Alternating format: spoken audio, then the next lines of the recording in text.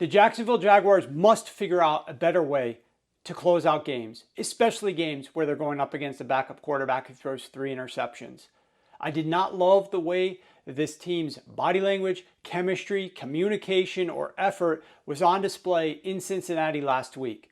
But first, let's talk about Liam Coen, his offense, and the way that Trevor Lawrence is blending into that. Through 2 weeks, Lawrence ranks number 22 in air yards per attempt, number 32 in percentage of passes thrown at or behind the line of scrimmage, and number 26 in rate of passes thrown 20 plus yards down the field.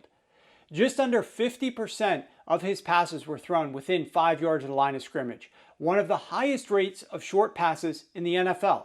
That's exactly what Liam Coen came here to do, is to help Lawrence throw shorter and complete more passes. But Trevor Lawrence is completing less than 59% of his passes, 27th in the NFL.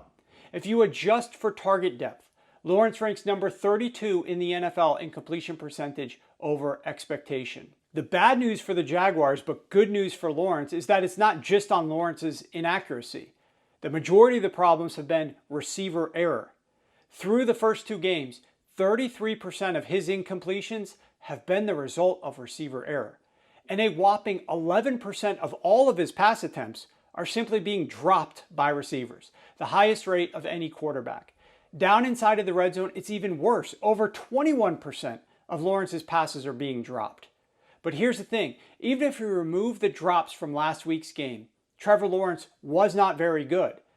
And that's despite the fact that he's actually being well protected with this offense. His 21% pressure rate was 7th lowest of any quarterback last week. There shouldn't have been any excuse for the Jaguars to lose that game. They were up 14-7 when Joe Burrow was injured. Jake Browning comes into the game and throws 3 interceptions, and yet the Jaguars still lose the game.